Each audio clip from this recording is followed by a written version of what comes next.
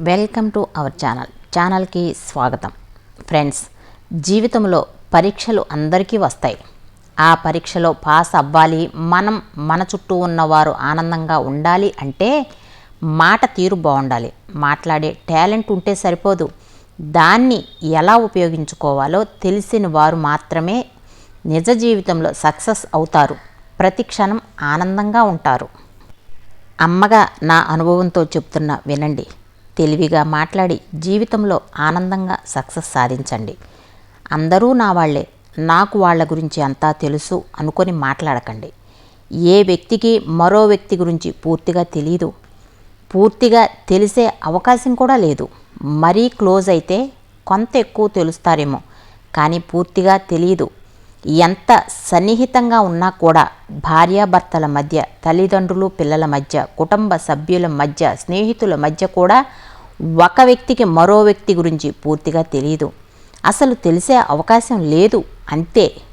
ఎందుకంటే మనిషి ఎప్పుడు ఒకేలా ఉండడు. నిత్యం తనకు అందిన సమాచారం బట్టి, తనకు ఎదురయ్యే సమస్యలు, ఆనందం బట్టి, సందర్భం బట్టి, సమయాన్ని బట్టి ఆలోచించి నిర్ణయాలు తీసుకొని రెస్పాండ్ అవుతాడు, రియాక్ట్ అవుతాడు. ఆ ప్రక్రియలో భాగంగా జ్ఞానం, తెలివి నేర్చుకుంటాడు. అలా ఒక వ్యక్తిత్వం, మనస్తత్వం ఏర్పడుతుంది. ఆ వ్యక్తిత్వం, మనస్తత్వం స్థిరంగా ఉండదు, నిరంతరం పరిస్థితులను బట్టి మారుతూ ఉంటుంది. అయ్యో, మరి ఎలా అలా అయితే అంటున్నారా? భయం లేదు. పరిస్థితులను బట్టి మన అలవాట్లను, పద్ధతులు మార్చుకోవచ్చు, కానీ విలువలు, వ్యక్తిత్వం మార్చుకోకూడదు. పరమాత్మ మెచ్చేలా, మన మనస్సాక్షికి నచ్చేలా పరిస్థితులు ఎలా ఉన్నా మనం మనలాగే ఉండాలి. పరిస్థితులను అనుకూలంగా మార్చుకోవటానికి తెలివిగా మాట్లాడాలి. ఎలా అంటే చిన్న కథ చెప్తాను వినండి.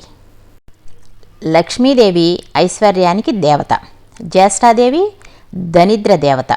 ఒకసారి వీరిద్దరికీ ఓ చిన్న అనుమానం వచ్చింది. ఆ అనుమానం ఏంటంటే తమలో ఎవరు చాలా అందంగా ఉన్నారునని. ఈ విషయమై వీరిద్దరూ వాదించుకుంటూ ఉండగా వారికి ఎదురుగా ఒక వ్యాపారి వస్తూ కనిపించాడు. ఇక వాదించటం ఆపి ఆ వ్యాపారిని అడిగి నిజం తెలుసుకోవాలని అనుకున్నారు. అలా అనుకున్నదే తడువుగా జ్యేష్ఠాదేవి, లక్ష్మీదేవులు అతడి ముందుకు వెళ్ళి నుంచున్నారు. తమిద్దరం ఎవరమో కూడా అతడికి వివరించి చెప్పారు. ఐశ్వర్యదేవత, దరిద్ర దేవతలు ఇద్దరూ ప్రత్యక్షమై కనిపించి అలా అడిగేసరికి ఆ వ్యాపారికి నోట మాట రాలేదు. ఇద్దరూ ఒకేసారి కనిపించినందుకు సంతోషించాలో బాధపడాలో కూడా అతడికి తెలీదు. ఏదైతే అది అయిందని మనసుకు సర్ది చెప్పుకొని ఆ వ్యాపారి ఆ దేవతలిద్దరికీ నమస్కరించాడు. ఇంతకీ మీకిద్దరికీ వచ్చిన సందేహం ఏంటో చెప్పండని అడిగాడు. అప్పుడు జ్యేష్ఠాదేవి, లక్ష్మీదేవులు తమకు వచ్చిన సందేహాన్ని చెప్పి ఎవరు అందంగా ఉన్నారో చెప్పమని అడిగారు. ఇద్దరినీ మెప్పించాలి వ్యాపారి. ఇద్దరిలోనూ లక్ష్మీదేవి అందమైందని అతడికి తెలుసు. అయితే నిజాన్ని చెబితే జ్యేష్ఠాదేవికి కోపం వస్తుంది. ఆమెకు కోపం వస్తే తనను ఇంకా పేదవాడిని చేసేస్తుందని తెలుసు. ఇక లక్ష్మీదేవి అందంగా లేదని చెబితే ఆమెకు కోపం వచ్చి తనకున్న ఈ మాత్రం సంపదను కూడా లేకుండా చేస్తుందని, ఏం చేసేది భగవంతుడా అంటూ తలపట్టుకున్నాడు. ఇంతలో ఆ వ్యాపారికి ఓ మెరుపు లాంటి ఆలోచన వచ్చింది.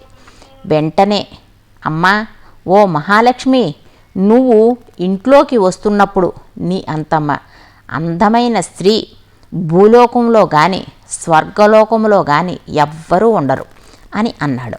అలాగే అమ్మా, ఓ జ్యేష్ఠాదేవి, నువ్వు ఇంట్లో నుంచి బయటికి వెళుతుంటే నీ అందం, నీ సొగసు వర్ణించేందుకు మాటలు చాలు. ఆ సమయంలో నీ అందాన్ని ఎవరితోనూ పోల్చలేం అని అన్నాడు. ఆ వ్యాపారి ఎవరి మనసులను నొప్పించని విధంగా చెప్పిన తీరు జ్యేష్ఠాదేవి, లక్ష్మీదేవులను సంతృప్తిపరిచింది. అతడు ఇద్దరినీ విజేతలుగా నిర్ణయించాడని వారిద్దరూ అర్థం చేసుకున్నారు.